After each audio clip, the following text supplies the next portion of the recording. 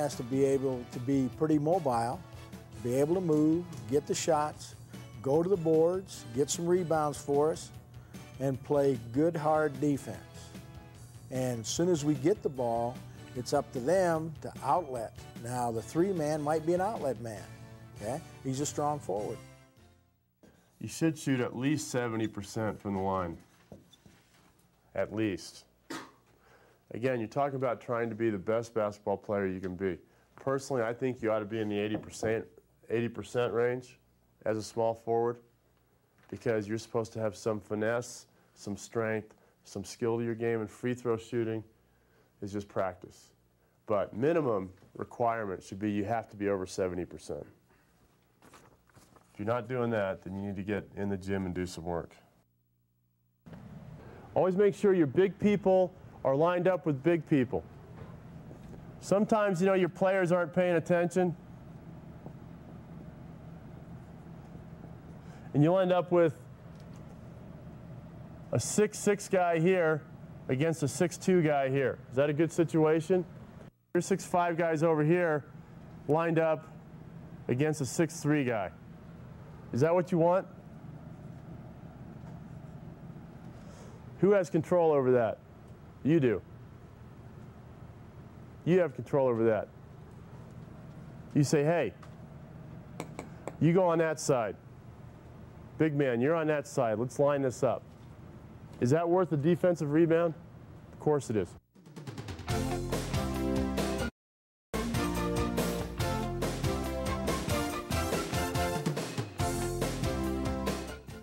You have to rebound and be able to run the break.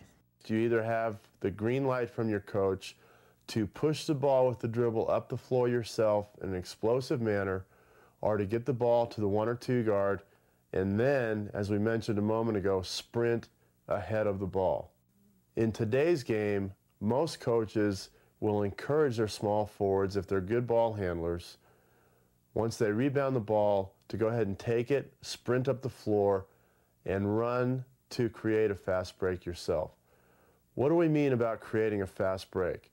To create a fast break is different than to run a fast break. To run a fast break, you dribble the ball at a normal speed, and defenders typically can catch up to you. To create a fast break, you must be able to dribble faster with the ball in your hand up the floor than defenders are willing to run in order to chase the ball down. You have to have the ability to trail the break. How do you trail a fast break correctly? Sprint to get down the court. Let the guy know you're coming. Let the player know you're coming. Trail right, trail left, trail middle, correct? Yell it out. You're going to have hundreds to thousands of people in the stands. You can't say, trail, well, where? Be clear about what you're telling them. Trail right, trail left, trail middle. Let them know you're coming. You have to let people know you're coming. This is just a mental habit. Again, we go back to the scenario of write things down.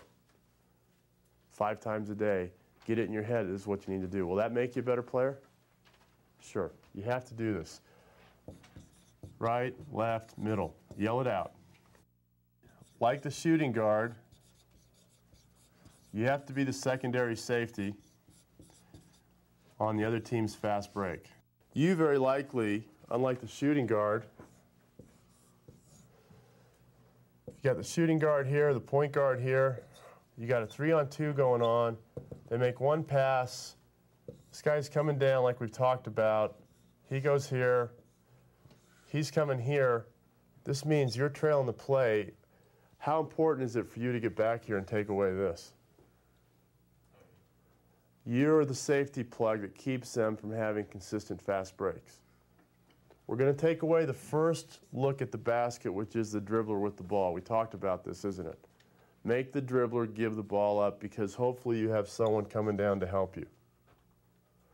But that jump shot and that trail middle by the offensive player, more often than not, is going to be your responsibility. You have to get there.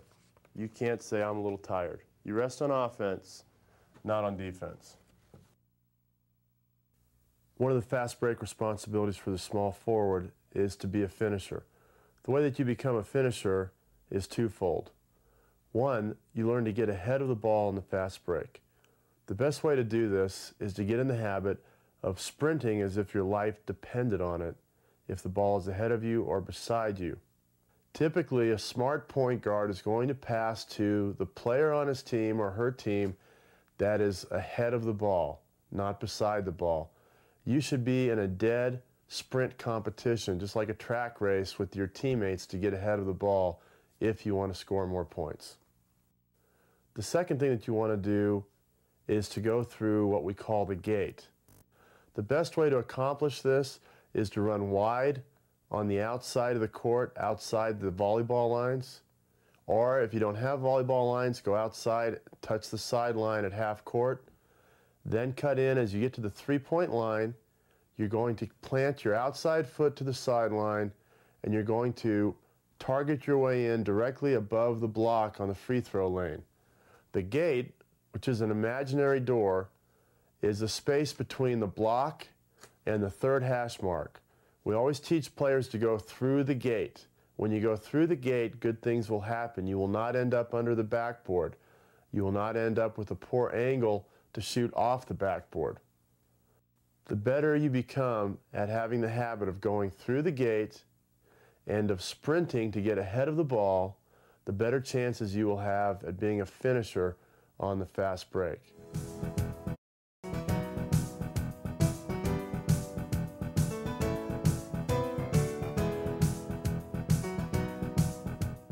Responsibilities of small forward and out of bounds plays are to make sure that, one, you're setting good screens if that is your responsibility. The other is to make sure that you're using screens efficiently to create scoring opportunities. Who typically is going to be screening for the shooting guard and the point guard to get open? More often than not, it's going to be the small forward. You have to take pride in the pick. You have to set good screens. Again, we're going back to passing fundamentals.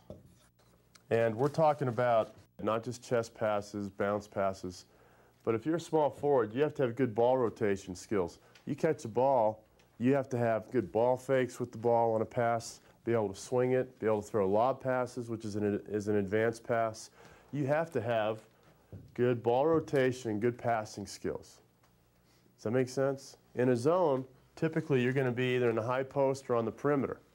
You have to have good passing skills with ball fakes, shot fakes. These are just simple little things that open up 1 to 2 seconds of extra time for your team to get an open shot. 1 to 2 seconds of open time for your team to get an open shot. Just because you have a good ball fake or you have the ability to throw a pass fake before you throw the ball. What drives me crazier than anything is players catch the ball. Isn't this true, Jason? Players catch the ball and they just look, stare at where they're going to throw it, and they throw it against a zone defense. Doesn't that drive me nuts? I mean, they have to pull me off the rafters in my gym when they do that in practice. It drives me crazy. You have to have that ability. You have to be able to read when entry pass is in trouble. What does this mean? Shooting guard's taking the ball out of bounds, can't find one of the big guys, the point guard's not available. What should you do at that point? Play's kind of broken down. No, you're not taking it out. Break to the ball. Break to the ball. Get to the ball. Get open. Exactly. Find an open spot and get to the ball. You have to be able to communicate on defense when the other team is taking it out of bounds. Because when that's happening, typically the three is going to be somewhere around here. Maybe the ball's being taken out here. So you have to see this, you have to see your man, and you have to see what's going on around you. Typically on out-of-bounds plays, more often than not, or at least half the time, you're going to be the guy that can see the whole court for an out-of-bounds play, either that or sideline with what's going on. Does that make sense? Now, it may be the shooting guard sometimes, it's here. But more often than not, it's going to be you. And you have to have the ability to communicate on defense. Watch the screen. Cover the paint. Deny the ball to the wing. You have to take that responsibility. And as well as ball rotation on an out-of-bounds play, you have to have the ability to catch and shoot off the dribble. Normally on an out-of-bounds play, when the ball rotates around and it swings to you, defensive players out of position, what are they going to do? They're going to run right at you. If you have enough room, you have to catch and shoot on the pass when you receive it. And if you know the guy's closing down too quick, you have to shot fake, be able to go off the dribble and create some chaos. Either with an open jump shot or with a 7-footer coming after you, dump it down to your big guy for a layup or a dunk. You have to have the ability to do this off the dribble.